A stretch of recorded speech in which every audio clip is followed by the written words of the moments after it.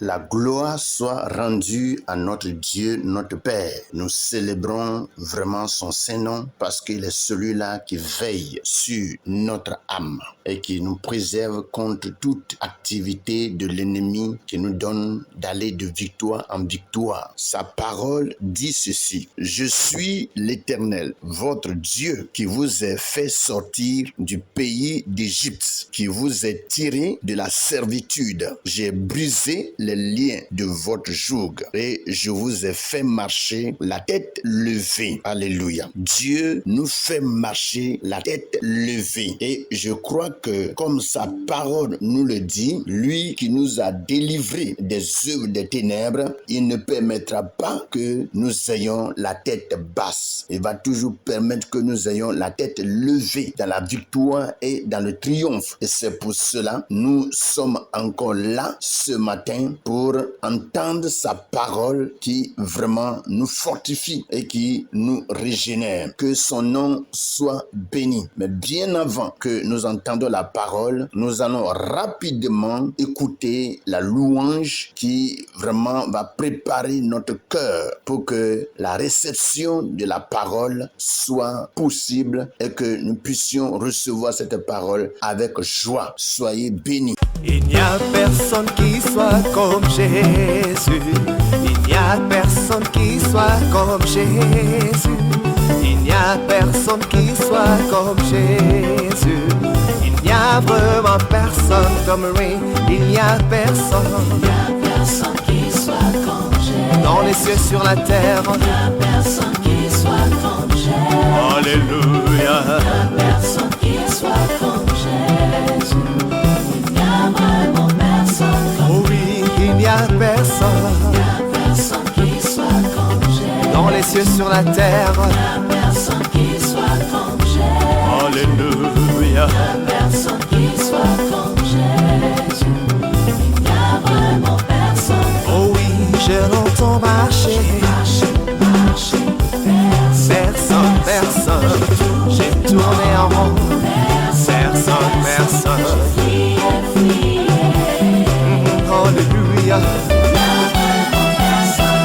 Que le Dieu de paix qui a ramené d'entre les morts le grand pasteur des brebis par le sang d'une alliance éternelle, notre Seigneur Jésus-Christ, vous rende capable de toute bonne œuvre pour l'accomplissement de sa volonté et fasse en vous ce qui lui est agréable par Jésus-Christ, auquel soit la gloire au siècle des siècles. Amen. Voici, Seigneur, nous sommes encore au devant de toi ce matin, toi qui, Père éternel, a porté tes regards sur la vie de chacun d'entre nous et qui a délégué tes saints anges de nous garder et d'assumer la sécurité autour de nous. Nous sommes encore là, notre Père Céleste, pour recevoir de ta part la vie qui coule de ton trône. C'est toi, Seigneur, qui nous rend capables de faire tout ce que nous avons à faire dans cette vie. Si toi, Dieu, tu ne nous rends capables, nous ne pouvons rien faire. Et alors, ce matin, nous venons à toi comme ta parole le dit, toi, le Dieu de paix, toi qui as pu, notre Père Céleste, ressusciter Jésus-Christ, notre grand pasteur, par l'alliance de son sang. Père éternel, nous prions pour que, Seigneur, en ce matin, tu nous rendes capables, Seigneur, de vivre avec toi. Capable de travailler, notre Dieu, pour toi, capable d'être des instruments, capable d'être des canaux par lesquels, Seigneur, tu t'exprimes pour sauver la multitude de ceux-là qui meurent. Saint-Esprit, nous sommes à ta disposition ce matin. Manifeste ta puissance, active ta présence en nous et fais-nous grâce pour que nous voyions encore ta main en action. Béni sois-tu, parce que je crois que Seigneur, tu le fais déjà. Sois célébré et glorifié pour tous tes bienfaits dans notre vie. Merci Papa, dans le nom puissant de Jésus, nous t'avons prié et tu nous exauces. Amen. Bonjour frères et sœurs, que la paix et la grâce du Seigneur reposent sur la vie de chacun d'entre nous. Nous voici encore ensemble sur la plateforme Pain de vie pour notre méditation de chaque jour. Nous allons sans trop tarder aller à la lecture de cette parole d'aujourd'hui et nous allons passer au deuxième chapitre du livre d'Ecclésiaste du verset 1 au verset 3. Je lis premièrement dans la version Louis II. Il est écrit, j'ai dit à mon cœur, allons, je t'éprouverai par la joie et tu goûteras le bonheur. Et voici, c'est encore là une vanité. J'ai dit du rire insensé et de la joie, à quoi sert-elle? Je résolus en mon cœur de livrer ma chair au vin, tandis que mon cœur me conduirait avec sagesse, et de m'attacher à la folie jusqu'à ce que je visse ce qu'il est bon pour les fils de l'homme de faire sous les cieux pendant le nombre des jours de leur vie. Voici ce que Louis II nous dit. Nous repartons rapidement dans la version français courant et nous allons aussi lire les mêmes paroles dans cette version. Et nous prenons du verset 1 au verset 3. Ecclésiaste chapitre 2. Il est écrit, je me suis dit, voyons ce que valent les joies de la vie. Découvrons ce qu'est le bonheur. Eh bien, cela aussi part en fumée. Le rire est insensé et la joie ne mène à rien. J'ai décidé de goûter au plaisir du vin et d'imiter la vie des gens stupides tout en restant maître de moi-même. Je voulais comprendre ce que les humains ont de mieux à faire pendant le temps de leur vie ici-bas. Voici ce que le français courant nous dit et nous bénissons le Seigneur pour ces deux versions dans lesquelles nous lisons la parole. Nous retournons rapidement à la version Louis II de Ecclésiaste chapitre 2 et nous prenons le verset 1 pour entamer notre méditation. J'ai dit à mon cœur, allons, je t'éprouverai par la joie et tu goûteras le bonheur. Et voici, c'est encore là une vanité. Comme nous sommes en train de le dire, Salomon a vécu beaucoup de choses. Il a goûté à beaucoup de choses. Il a goûté à la vie, comme nous le disons ici-bas. Il y en a plusieurs qui disent, laissez-moi faire ma vie. Mais en réalité, est-ce que nous avons une vie? Est-ce que la vie que nous possédons nous appartient?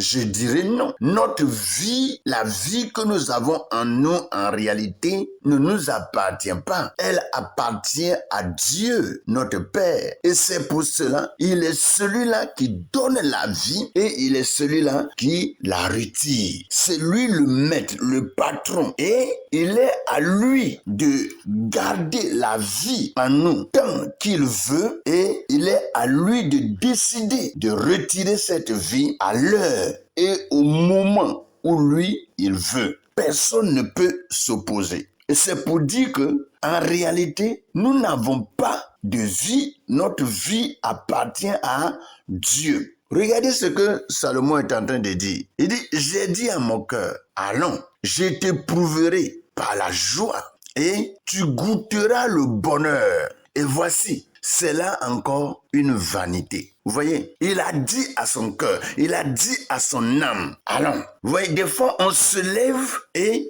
on veut vraiment faire certaines choses parce que notre chair nous le demande et on se lève avec un bon, comme un brave homme. Et on s'en va et on fait ce qu'on veut et ce qui nous plaît. Mais en réalité, tout ce que nous récoltons, ça ne vaut rien. Ce que nous récoltons, c'est du zéro. C'est sans valeur. Mes frères, est-ce que vraiment nous pouvons nous laisser diriger par le Seigneur? Ça sera le meilleur des choix que nous aurons fait dans cette vie. Et si nous croyons que nous nous appartenons et que nous pouvons faire de notre chair, de notre corps, de notre esprit, de notre âme, ce qu'on veut, on se trompe éperdument. On se trompe. Qu'est-ce que Salomon n'a pas goûté? Qu'est-ce qu'il n'a pas goûté? Il s'est levé pour vivre la joie, pour vivre le bonheur. Salomon avait vraiment un groupe musical,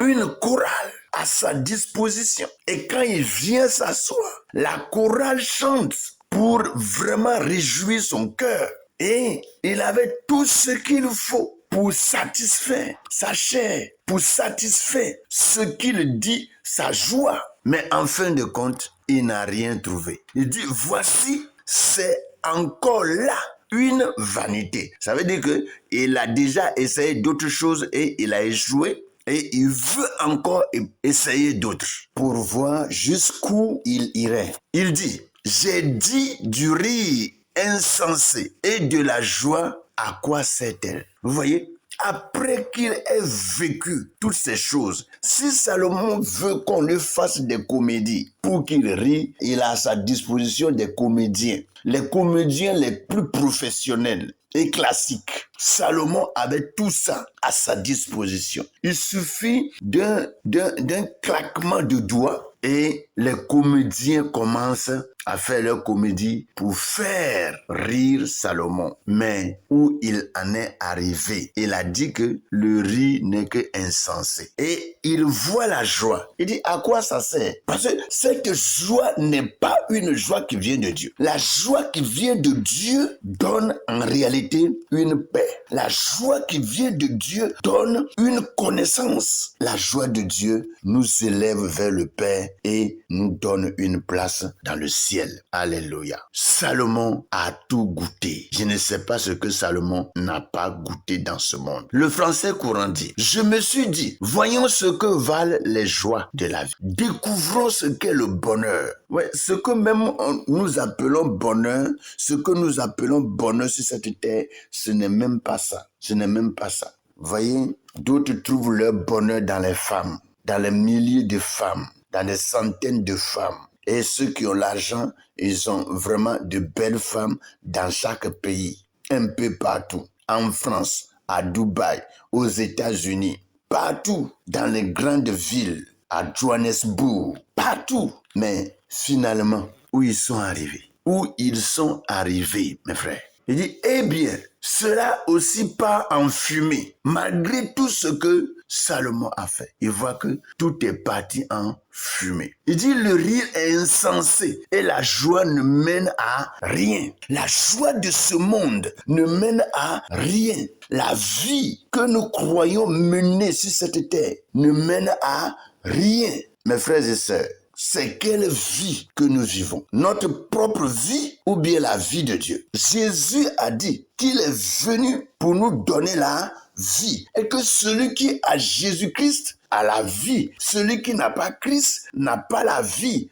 Mais la colère de Dieu demeure sur lui. La colère de Dieu demeure sur lui. Mes frères, c'est quelle vie nous cherchons? Point d'interrogation. Que chacun lève ses yeux vers le ciel et les mains vers le ciel pour dire, Seigneur, viens à notre secours. Accorde-nous ta vie. Accorde-nous ta vie. Salomon dit, français courant, j'ai décidé de goûter au plaisir du vin et d'imiter la vie des gens stupides tout en restant maître de moi-même. Salomon a imité tous ceux qui se croient bien dans ce monde. Mais en fin de compte, il n'a rien récolté. Et tout ce qu'il pouvait vraiment récolter, c'est leur stupidité. Vous voyez, l'homme en réalité n'a pas besoin d'imiter quelqu'un pour vivre. À chacun, Dieu a donné une manière de vivre et de vivre à sa gloire. Pas de vivre à notre gloire. Parce que tout compte fait, si nous vivons sur cette terre, c'est pour la gloire de Dieu. C'est pas pour notre gloire, mes frères. C'est pour cela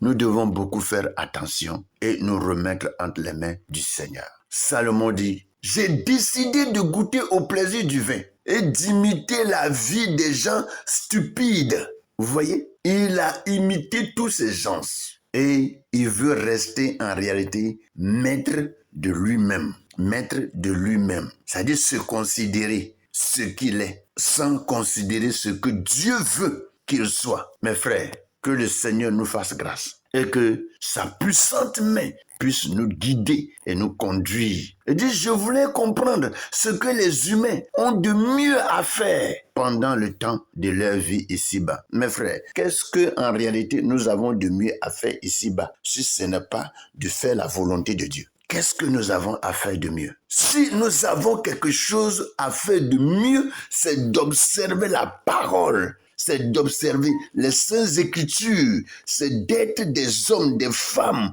qui portent dans notre cœur la crainte de Dieu et ne vivent que par Dieu, pour Dieu et en Dieu. Et alors là, la joie que nous cherchons sera vraiment notre partage. Vous voyez, on n'a pas besoin de boire du vin pour être dans la joie dans la maison de Dieu. Mais par l'Esprit de Dieu, le Seigneur nous donne une joie et une joie immense. Mes frères et sœurs, soyez bénis, que la grâce, la paix, la puissance et l'autorité du Seigneur soient le partage de tout un chacun. Que le Seigneur nous éclaire davantage et nous enseigne par ces paroles que nous sommes en train de lire. Soyez bénis et passez une bonne méditation. Au nom de Jésus. Amen.